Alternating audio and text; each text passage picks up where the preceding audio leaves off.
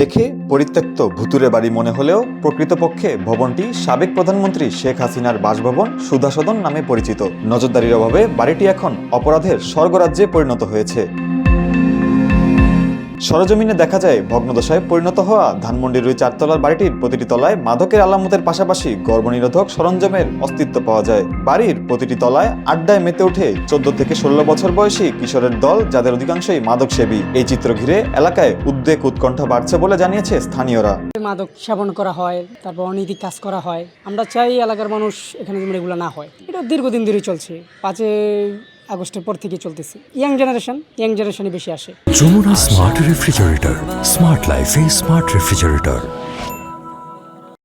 আর সন্ধ্যার পরে তো যে হয়, এটা স্বাভাবিক। তা তো প্রমাণ আপনারা নিজে গেলে, ভিতরে গেলে দেখতে পারবেন। গত 5 ফেব্রুয়ারি রাতে শেখ হাসিনার লাইভে আসাকে কেন্দ্র করে ধানমন্ডি 32 নম্বরে ভাঙচুর ও অগ্নিসংযোগের পর ধানমন্ডি 5-এ অবস্থিত শেখ হাসিনার বাড়িটিও পুড়িয়ে দেওয়া হয়। ঘটনার পর থেকে বাড়িটি পরিত্যক্ত অবস্থায় রয়েছে।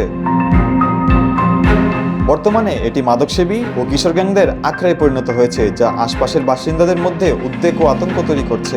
অবশ্যই নিরাপত্তার অভাব। হ্যাঁ, অবশ্যই মাদকে সেবন করে, আসা যাওয়া করে, ভিতরে গেলে অবশ্যই প্রমাণ মিলবে আপনাদের। প্রচুর পরিমাণ মাদক সেবন করে ইয়াং জেনারেশন। এটা নির্ধারিত কোনো সময় নাই, যে যখন খুশি তখন চলে আসে। কোনো ধরনের নজরদারি না থাকায় দিনে দুপুরে এমনকি রাতেও ওই পরিত্যক্ত বাড়িটিতে প্রবেশ করছে কিশোর গ্যাং, মাদকসেবী এবং নারীসহ নানা শ্রেণীর লোক। বিশেষ করে সন্ধ্যার পর সেখানে সন্দেহজনক গতিবিধি আরও বেড়ে যায়।